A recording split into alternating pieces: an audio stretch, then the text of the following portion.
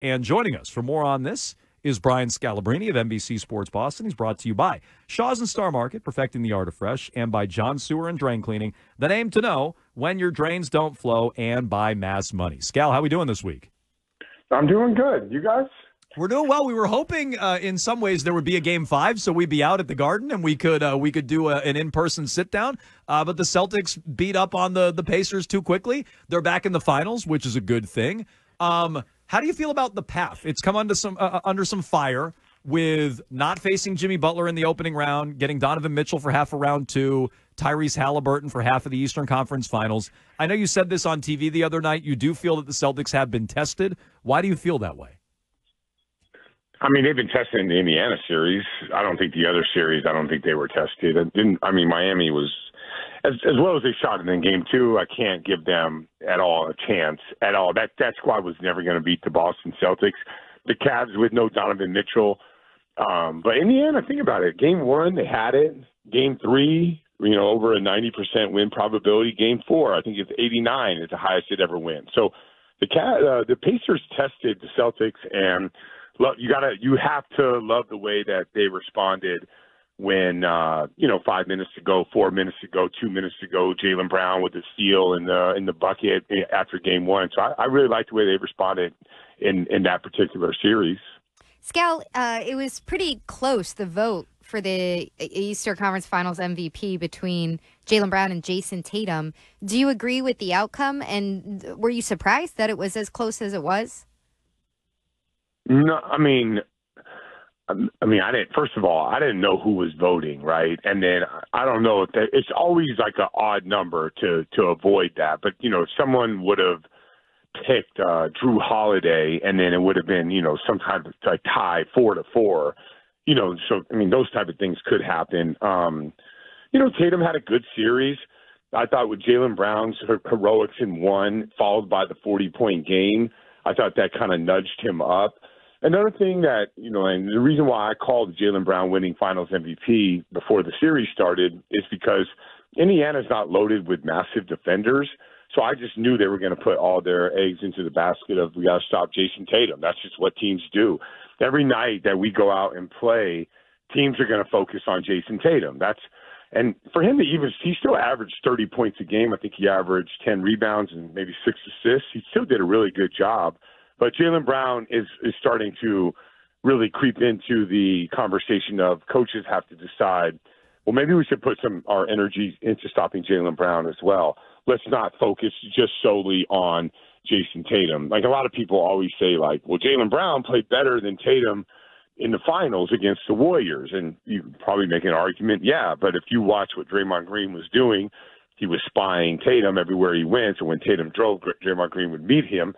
And Jaylen Brown, they were just playing him one-on-one. So, I think now it's certain that I think the way coaches are guarding him is changing. I think Jaylen Brown's getting a little bit more attention. There are times when Jaylen Brown has it going that they'll just flip a guy and put him on Brown, and then Tatum will end up having 8 points in that quarter. So I think that gap is closing, but I still think that teams are still thinking to beat the Celtics, you have to stop Jason Tatum. Scal, I found myself, and I think a lot of other people did too, in the Indiana series in particular, being happy that this team down the stretch in close games, because 3 of those 4 games were very close, performing well, hitting their shots, not turning the ball over, making the right pass, all of that, but then also being annoyed that they needed to do all that against the team that didn't have their best player. Where do you sort of square up on that? Do you feel like that lessens what they were doing late in the game, or is it still an encouraging sign to see?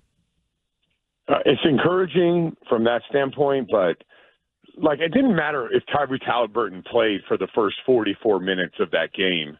I don't think Indiana Pacers were going to play any better than what you saw for 44 minutes.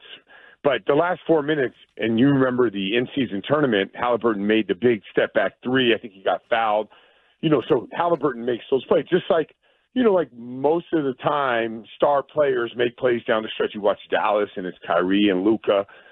Last night, Anthony Edwards was more aggressive. Karl-Anthony Towns made shots. So star players, the reason they make big money is not for the first 44 minutes, even though usually you want your star players to play well throughout the game. A lot of times it comes down to the last, 4 minutes of a game. And the Celtics passed that with flying colors. If Halliburton was out there, I'd say it's a little bit different, but I don't think anybody can. If you just watch basketball, forget the names on the jerseys or whatever, there's no way you can tell me that, I don't care who's on that team, that Indiana is going to play better for the first 44 minutes. They shot like 68% from 2-point range in a game. That's tough to do. And I thought they were like, the Celtics were guarding, they were getting after it. Listen, I know people always think I'm like a green team or whatever they may think, but in game one, I was really disappointed in the way that the Celtics played, but give Indiana credit. But in game 3 and 4, that wasn't the Celtics like sleepwalking or anything like that. Indiana played tough. I mean, those guys were coming at you, and think about the T.J. McConnell attacking Nembhard, even like Obi Toppin coming off the bench, couldn't guard anybody, but man, he put some pressure on the rim. Pascal Siakam at times, so like those guys were balling. So I gave them a lot of credit, but the Celtics stuck with it and figured out a way to win the game. So I wasn't disappointed that they needed to go down the stretch to beat that team. I thought Indiana played really good, and Indiana's a really tough place to win. We're talking to Brian Scalabrine, NBC Sports Boston. He joins us here on Jones and Mego with Arcan on WEEI. We've been talking all day, Scal, about dominant teams in this city and where this Celtics team would rank. They're 12-2 in the NBA Finals for the second time in 3 years. And we've been comparing and contrasting to your Celtics in 2008.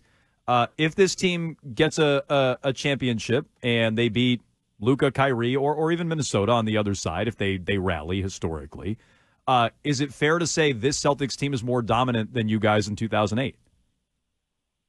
I don't think so. I think people looked at the Atlanta Hawks and they misjudged the Hawks at that time. Like the Hawks had Al Horford as a rookie. They got Mike Bibby. Josh Smith was coming to his own. They had a real rough start to the season. I think they won like 36 games that year, but they were much better than that. They shouldn't have took us to 7. We should have got 1 when we were down there. But you got to remember, we dominated them at home. Like we won by 25. Then we faced LeBron James. Everyone remembers that 7-game series. Then the Detroit Pistons were healthy and whole, and we had to go on the road to win, and we beat them in 6. And the Lakers. And I heard you guys talking. The Lakers weren't that good. I kind of agree with that. They weren't as good as they were in 2009 and 2010. Just what we thought in real time. We didn't realize the Lakers were going to win back-to-back titles. Just Powell in this city was, fair or not, was a punch. Like the way that Garnett just dogged him in that series was a punchline.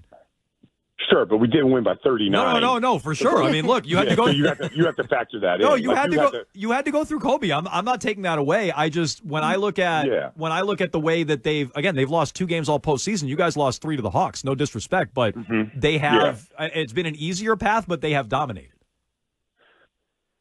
When you look at like 20-point wins and stuff like that, for sure, they have. They're more of a dominant run, but I just think our path was much harder. I don't know. I hate doing that because it makes me sound like I'm an old one of these old players on a podcast just complaining about how good we were. And no, this is a radio show. I don't want to come across like that, but speak your truth, Scal. You guys are underrating our path. Like our path was much. Not me. I'm saying you guys. I'm saying you guys for the record. No, I know, but people look at like, how'd you go to – everyone always says, how do you go to 7 games with the Atlanta Hawks? Right. And I just point to Al Horford. Right there. There's the answer right there. Like everywhere that dude goes, he wins, including 2 national championships.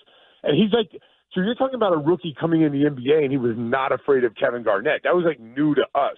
But yet we smacked them when they were in the Boston Garden. So – I just don't think people give Atlanta and Al Horford his rookie year enough credit. And the moves that those guys made, I just think they were better than people thought. Detroit, obviously a dominant team. They went to 8 straight Eastern Conference Finals. So obviously you got to tip your hat. And then LeBron James. So I just think that the path is so different. I'm not saying this team has been smacking teams, but it's just a little bit weird when you don't have, the guys that are out. It's just hard to say. But it doesn't matter. All that stuff doesn't matter. What matters is this team finally has to get over that hump and win a championship. There's enough talk about this team, that team, where they're at. It's, they got to win. This is the year. They have to figure out a way to win. And I do the show in the morning, and everyone's talking about where the Celtics are at and what it doesn't, none of it matters. But they have to figure out a way to win this year. And I think the timing is right. They're ready to do that. Tatum and Brown have been through so much together.